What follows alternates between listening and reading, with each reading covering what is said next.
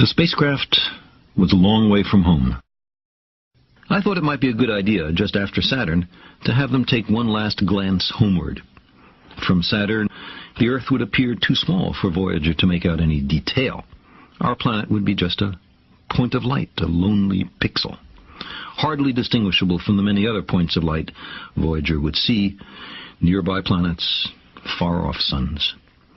But precisely because of the obscurity of our world thus revealed, such a picture might be worth having. It had been well understood by the scientists and philosophers of classical antiquity that the Earth was a mere point in a vast, encompassing cosmos. But no one had ever seen it as such. Here was our first chance, and perhaps also our last, for decades to come. So, here they are. A mosaic of squares laid down on top of the planets, and a background smattering of more distant stars.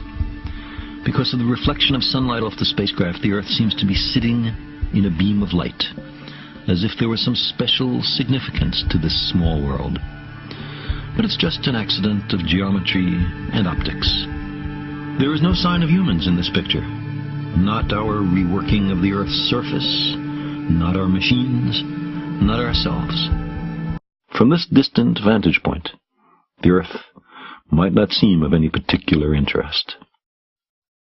But for us, it's different. Consider again that dot. That's here. That's home. That's us. On it, everyone you love, everyone you know, everyone you ever heard of, every human being who ever was, lived out their lives. The aggregate of our joy and suffering, thousands of confident religions, ideologies, and economic doctrines, every hunter and forager, every hero and coward, every creator and destroyer of civilization, every king and peasant, every young couple in love, every mother and father, hopeful child, inventor and explorer, every teacher of morals, every corrupt politician, every superstar, every supreme leader, every saint and sinner in the history of our species lived there, on a mote of dust, suspended in a sunbeam. The Earth is a very small stage in a vast cosmic arena. Think of the rivers of blood spilled by all those generals and emperors, so that in glory and triumph they could become the momentary masters of a fraction of a dot. Think of the endless cruelties visited by the inhabitants of one corner of this pixel on the scarcely distinguishable inhabitants of some other corner. How frequent their misunderstandings, how eager they are to kill one another, how fervent their hatreds.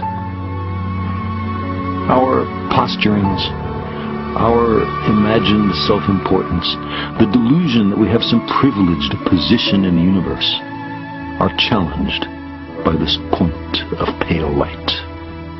Our planet is a lonely speck in the great enveloping cosmic dark.